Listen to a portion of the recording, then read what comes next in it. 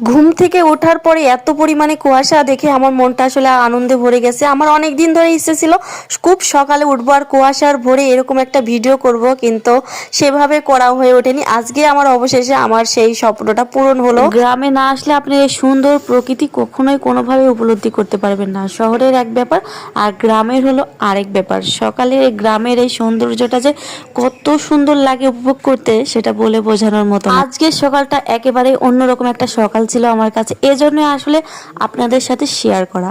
আর যদিও আমি আমার নিজের বাড়িতে এসেছি, আমার গ্রামের বাড়িতে, তাই ভাবলাম একটা ছোট্ট মিনি ব্লগ আপনাদের সাথে শেয়ার করা যায়। বাইরে থেকে কুয়াশা দেখতে দেখতে ওই জিরে ভাজার স্মেল দেখে আমি দৌড়ে আসলাম রান্নাঘরের কাছে।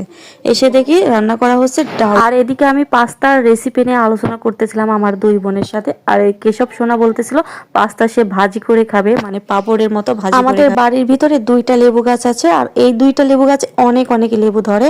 এখন এই যে অনেকগুলো ফুল আসছে দেখতেই পাচ্ছেন, আর লেবুর ফুলগুলো দেখতে এত সুন্দর ভালো লাগতেছিল সকালবেলা। গ্রামের মানুষগুলো যেমন সরল সোজা হয়, আবার কিন্তু খারাপ মন মানসিকতার অনেক মানুষ আছে গ্রামে। কিন্তু যে